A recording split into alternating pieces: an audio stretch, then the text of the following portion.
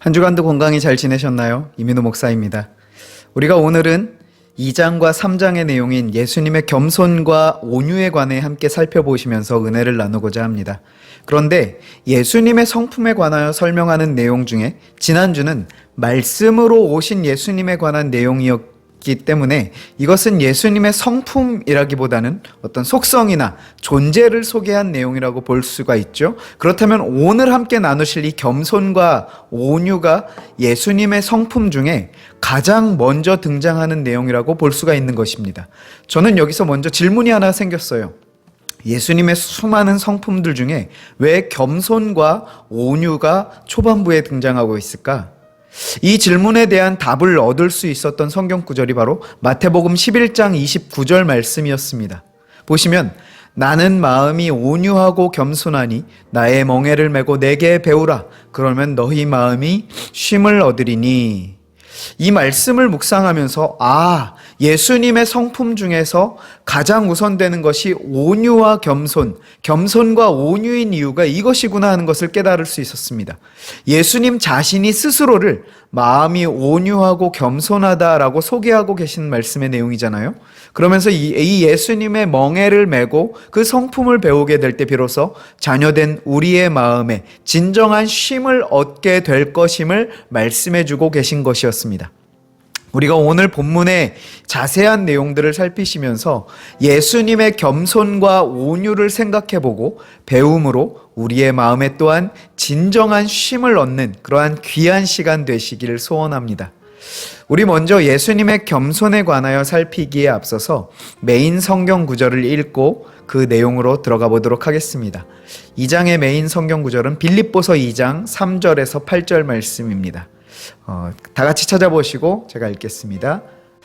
아무 일에든지 다툼이나 허영으로 하지 말고 오직 겸손한 마음으로 각각 자기보다 남을 낮게 여기고 각각 자기 일을 돌볼 뿐더러 또한 각각 다른 사람들의 일을 돌보아 나의 기쁨을 충만하게 하라.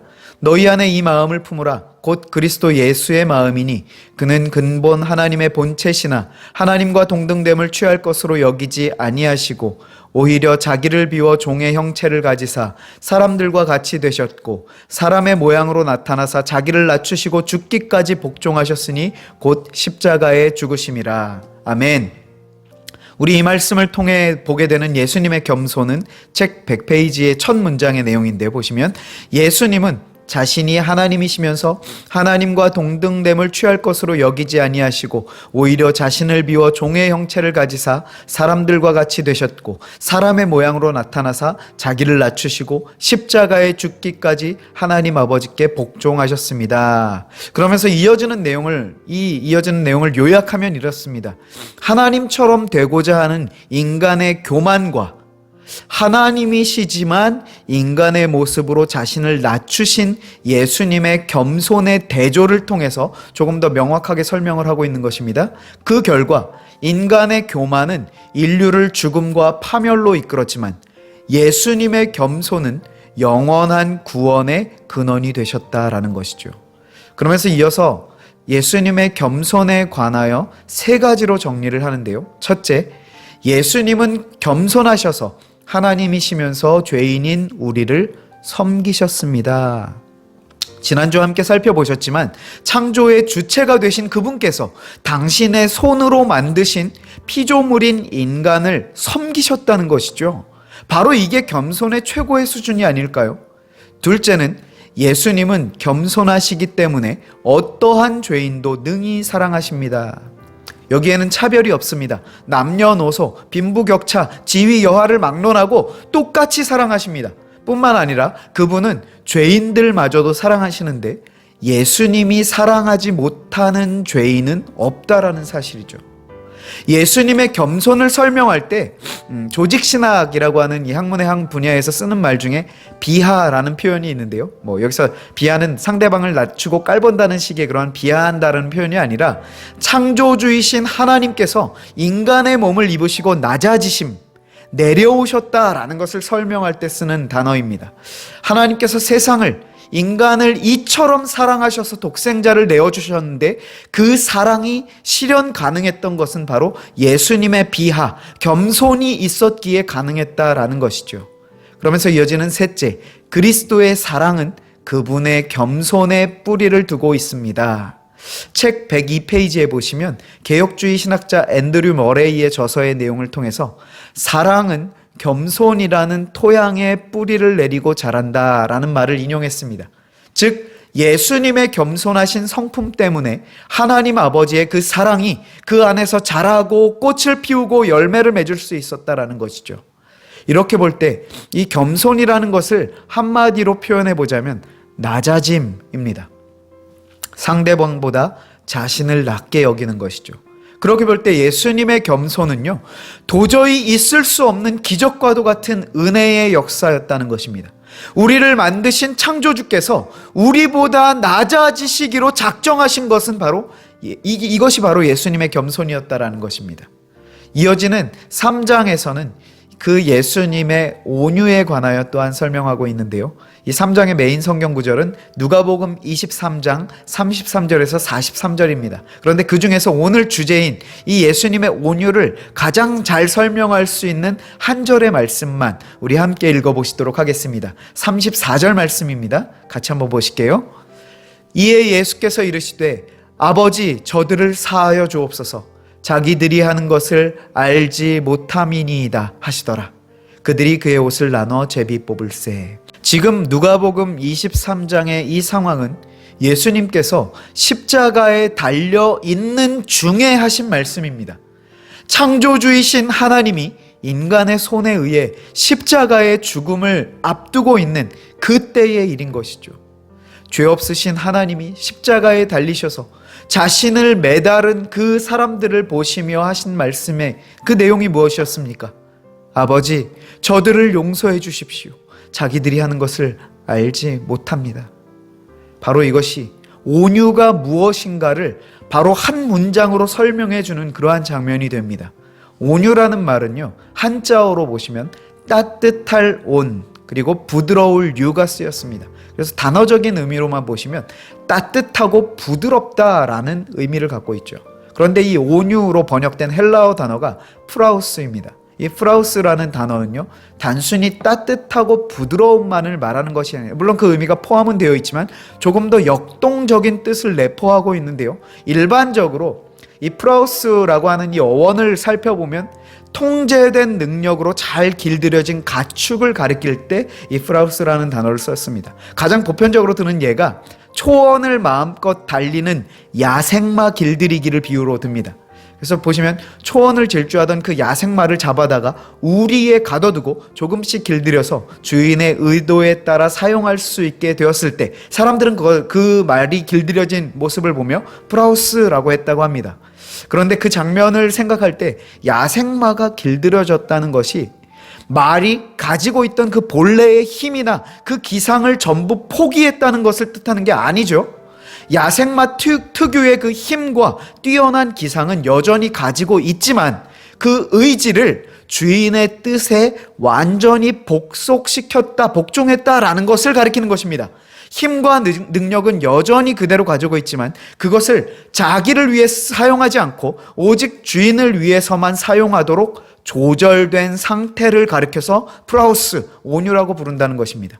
즉 예수님의 온유는요, 예수님께서 하늘 보좌 버리시고 피조물의 몸을 입으심으로 그가 가지고 계셨던 모든 권세와 권능이 사라져서 아무 힘과 능력이 없으신 채로 무기력한 채로 어쩔 수 없이 연약한 그 상태로 십자가에 달려 계신 것이 아니라 십자가에 달려 계신 그 순간에도 12군단이나 더 되는 천사를 부리실 수 있는 그 능력과 권세를 여전히 그대로 가지고 계시지만 아버지 하나님의 뜻에 완전히 복종하심으로 그의 능력을 사용하시지 않으신 상태를 가리키는 표현이 바로 예수님의 온유인 것입니다. 그래서 책 104페이지에 보시면 영국의 유명한 강해 설교자 데니스 레인 목사님이 약 30년 전에 한국에 오셔서 강의 중에 이 온유에 관해 비유로 설명한 내용을 인용하고 있습니다. 그 내용을 보시면 이렇습니다. 온유란 마치 세상에서 가장 힘센 장사가 조심스럽게 그 손에 달걀을 쥔 것과 같다라고 말했습니다. 이는 얼마든지 마음대로 할 수 있는 능력을 가지고 있지만 자기 뜻대로 하지 않고 가장 조심스럽고 가장 부드럽게 대하는 것을 말합니다. 자, 바로 이것이 우리를 향하신 예수님의 온유하신 성품이라는 것이죠. 오늘 우리는 예수님의 겸손과 온유의 성품에 관하여 짧게 살펴보았습니다. 하지만 문자 그대로 예수님의 겸손과 온유의 성품을 우리가 배운다는 것은요, 불가능한 일이고 그 모양을 따라하는 것조차도 우리에겐 너무나 벅찬 일입니다. 왜냐하면 예수님의 겸손은요, 하나님이 피조물의 모양으로 나타나신 낮아지심, 바로 그게 겸손이었고, 그의 온유는 전능하신 하나님께서 그 능력을 사용하지 않으시기로 작정한 데에서 기인한 부드러움이기에 더 이상 존재적으로 낮아질 곳이 없는 우리이고, 아무런 능력도 없는 무기력한 존재인 우리가 예수님의 겸손과 온유를 흉내내는 것조차도 우리는 불가능한 일이라는 사실이죠. 그렇다면 오늘 본문이 우리에게 주는 적용적인 메시지는 아무것도 없는 것인가? 그렇지 않겠죠. 오늘 본문은 우리에게 불가능한 일을 요구하는 것이 아니라 바로 오늘 우리가 주님으로부터 이와 같은 은혜에 입은 자임을 다시금 생각하고 그 은혜 앞에 섬으로써 우리의 존재가 의미가 있어진다라는 사실을 알려주는 아주 중요한 본문이라는 것입니다. 우리는 죄로 인해 타락하고 부패해서 스스로 그 어떤 노력과 애씀으로도 도무지 이룰 수 없고 다다를 수 없는 그 능력의 한계치가 분명한 존재들입니다. 그런데 그런 우리를 불쌍히 여기셔서 낮아지심으로 순종으로 나타나시고 긍휼히 여기심으로 복종하셔서 우리와 함께 하신 은혜가 오늘 나를 이 자리에 있게 했다라는 그 사실을 날마다 기억하라는 것입니다. 그런데 더 놀라운 일이 있습니다. 그것은 이처럼 나의 무익함과 무기력함을 정직하게 고백하고 두 손 두 발 다 들고 주님 앞에 엎드려 나아갈 때 그 주님께서 우리 안에 거하시면서 우리로 하여금 내가 할 수 없는 일을 하게 하시며 내가 갈 수 없는 곳으로 나를 이끌어가는 그 역사가 시작되어진다라는 사실입니다.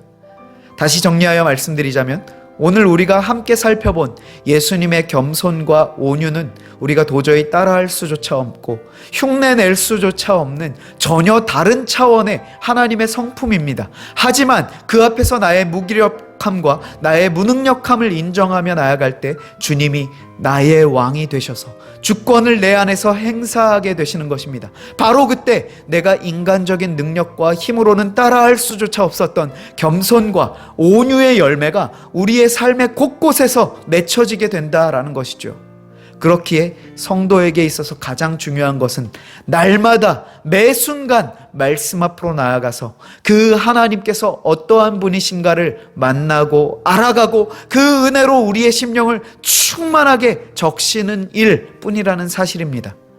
이번 한 주도 우리에게 허락하신 하나님의 말씀 앞으로 나아가서 우리를 불쌍히 여기시며 긍휼을 베풀어 주신 그 예수님의 겸손과 온유의 증거들을 그 안에서 확인하시고 그 은혜에 대한 감사로 주님 앞에 서서 왕 되신 주님의 통치함을 받으시는 우리 모든 성도님들의 기쁨 넘치는 능력과 평강의 한 주가 되시길 축복합니다. 아멘.